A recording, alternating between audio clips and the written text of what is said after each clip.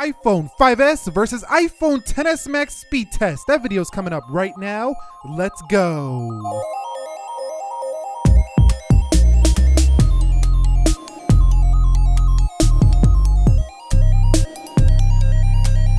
Fall 2018 Nick Ackerman merchandise now available, ranging from long sleeve tees all the way to hoodies and iPhone and Galaxy cases.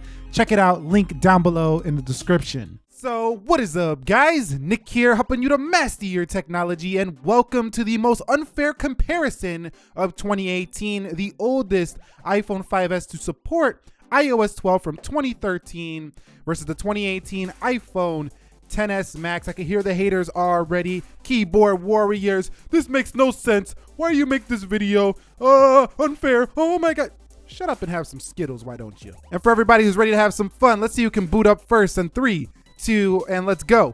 And I think it's gonna be the XS Max. Don't be fooled by that Apple logo showing first for the 5S. Now, the 5S does rock that A7 CPU with 1 GB of RAM and an Apple GPU, obviously. Over here on the right, we do have an Apple A12 Bionic chipset with 4 GB of RAM, so much more RAM, and does have iOS 12 on both of these devices. So you can see the XS Max, but how far behind does iOS 12 boot up for the iPhone 5S? We're already about 5 to 10 seconds in, and we're still waiting on the 5S. Both are rocking iOS 12.0.1. Now, the iPhone 5S was about 15 to 20 seconds behind, so I don't think it's that bad for how old this device is, 5 years older than the XS Max. That's the boot up test. The win goes to the iPhone XS Max. Okay, guys, so we've arrived at the application speed test portion, but before we do that, I do want to mention that on iOS 12, the 5S is actually pretty smooth when it comes to going through your home screen, scrolling the control center. Once you get booted up and it gets warmed up, it's pretty snappy here for a 5-year-old device. But how does it do with the application speed? So we're going to begin by closing everything out, making sure everything is closed out on both devices. You can see everything is now closed out on both connected to the same Wi-Fi network. Let's go to Instagram, 3, 2, 1. And what we're looking for is how much ahead is the XS Max. As if people have been waiting to do this upgrade, you can see that Instagram was a few seconds ahead there for the XS Max. Now that might not seem like much on video, but when you are actually using these phones day to day, that makes a huge difference, because 9 apps you open up 3 seconds, 9 times 3, that's like 27. So that's a lot of time that could be wasted on a slower phone. Let's go into Twitter, and you can see Twitter does open first again for the iPhone XS Max. We'll wait on the 5S, about 3 to 5 seconds behind. And again, these 3 to 5 seconds add up. Now scrolling through the feed, you can see the lag on the iPhone 5S, whereas you see it just going through super smooth over there for the XS Max. So scrolling is a huge upgrade, especially with that 120 Hz touch sample rate. Let's go into YouTube and see which one can load this up first. And of course, that's the XS Max. Not too far behind there for YouTube on the 5S. Let's go to trending, and you can see the 5S 1, 2, 3, about 3 seconds, 4 seconds behind here on the trending tab. So again, the 5S is just a few seconds behind. Let's go into WhatsApp, and you could see WhatsApp is open first on the right, and then the 5S. Let's go into Prime Video and see which one could load that up first. And you can see that is the XS Max. How far ahead? About 4 seconds there again for Prime Video. So the story seems to be about 3 to 5 seconds on every application. Let's go into Pinterest, and that's significant if you are coming from a 5S, but as you go up in the years, it's not as significant. Surprisingly, we get a load first for the 5S, and we're still waiting on the XS Max. Now this could be due to optimization issues. You've seen right there, the 5S just beat the XS Max for the Pinterest load. Let's go into Amazon, 3, 2, 1. And you can see Amazon is first on the right here for the XS Max. So you're shopping first. Over here on the right, ooh, that's pretty far behind there for the 5S. So Amazon significantly faster on the XS Max. Let's go into eBay. And you can see eBay is first for the right device, definitely way ahead. And here comes the 5S. So again, 3 to 5 seconds. Now imagine you open like 10 apps. That's a lot of time that adds up there on those 3 to 5 seconds every single time. And it can get frustrating day to day. So coming to a newer iPhone, I think it's definitely time, if you've been holding out on your 5S, to do an upgrade.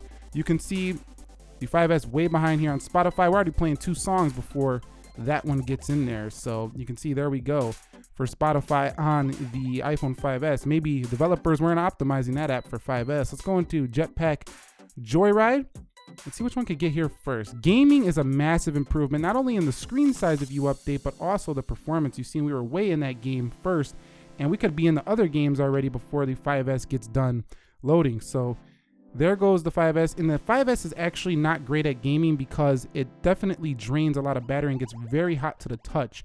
But it still runs the apps okay. I'm not saying it can't game. It just gets really hot in my use, and the battery drains significantly. All right, so let's go into Dead Trigger 2. Now I tried to update this, but I'm actually out of space on the 16 gig. So let's go ahead and just get in there and do some gameplay to see if there's a big difference in this game. So you can see it's basically the same game though. Let's hit play. Loading times are always going to be quicker, and that's not just due to the update. The game is about the same. It's just the speed of the A12 Bionic with its GPU is just ridiculous versus the 5S. So you can see we're in the same exact area of the game, and you can see just super smooth here for this device when playing. And this goes for pretty much any game you throw at the XS Max, as it should be. You're paying over $1,000. You should be able to play great games, as you know, you can get like 3 Xboxes for the price of one of these, maybe even more, and maybe a few PS4s at the same time. So let's go ahead and see what we get here for the 5S. Now, like I said, the 5S is definitely playable. I'm not saying the games are not playable, but I can already feel it getting warm to the touch. It also significantly drains battery life, but still not bad here. This comes down to Apple having really good polish on their apps. I think you will get some lag and stutter on some more graphically demanding games, Dead Trigger not being the most, but still pretty decent performance there for the 5S. I just think that the iPhone XS Max is a huge jump in gaming. Let's go into Slither 3, 2, 1, and you can see Slither is open first on the right. Then the iPhone 5S comes a few seconds behind again, like I said, with the few seconds. And coming out of there, let's go into Video Shop and see what we get. And that is the iPhone XS Max and then the 5S. All right, so let's go into Video Shop, and you could see Video Shop first for the XS Max. And let's go into iMovie. You can see iMovie is first on the right, then on the left, not too far behind, that is Apple's application.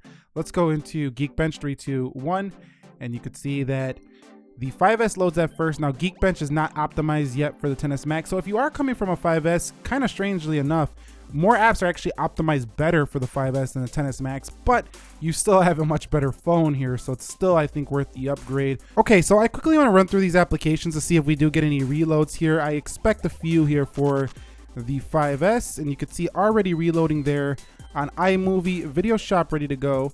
Slither paused and lagged up a little bit. There we go. So that wasn't really, I was kind of paused that application, and then we get a pause for Dead Trigger 2. Jetpack Joyride with a full reload there. Let's go into Spotify, a full reload. Let's go into eBay, and that's another reload. Amazon, another reload. Pinterest, another reload. We're not going to wait on them. Prime Video, another reload. WhatsApp, another. YouTube, another.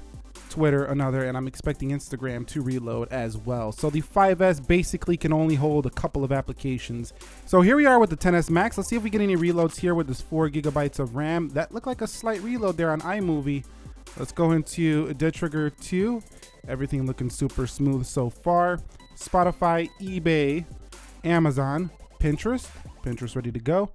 Amazon Prime Video, WhatsApp, YouTube. Let's go into Twitter, and let's go into Instagram. You can see the XS Max with just a slight stumble on iMovie. I don't even know if that was a stumble, but basically flawless multitasking here for the iPhone XS Max. So that's another big upgrade if you come over to this newer device. All right, so the final Geekbench scores are in, and this is interesting because the iPhone 5S multi-core score is not even as good as the single core for the XS Max. Now, 5 years ago, mobile and laptop were completely apart.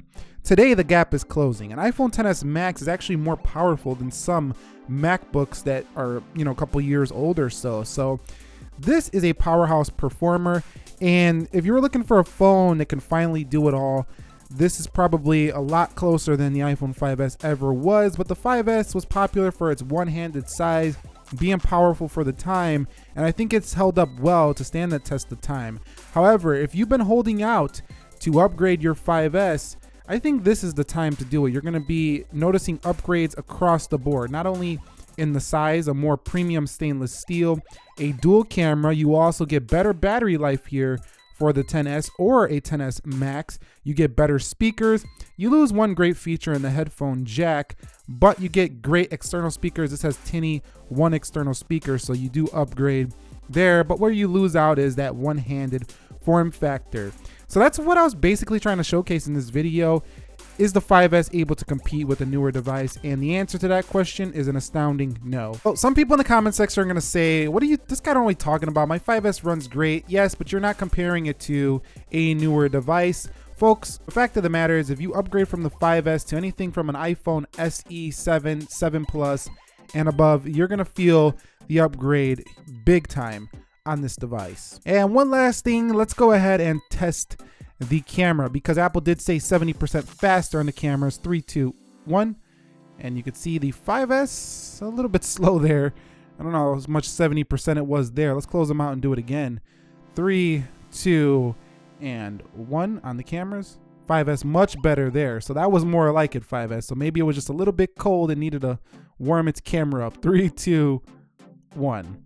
Yeah, and you could see much better after opening it up a couple times. So yes, the camera performance is improved here for the 5S. Do me a favor and share your performance experiences below on your 5S. That would be appreciated. If you guys found this video helpful, entertaining, informing, enjoying, do me a favor, click that like button for me. If you're new here, consider subscribing for more. We got plenty more content coming, including the all new 10R coming to the channel. Nick here helping you to master your technology. Thank you very much for watching. I will catch you all in the next episode. Be sure to be well, and peace.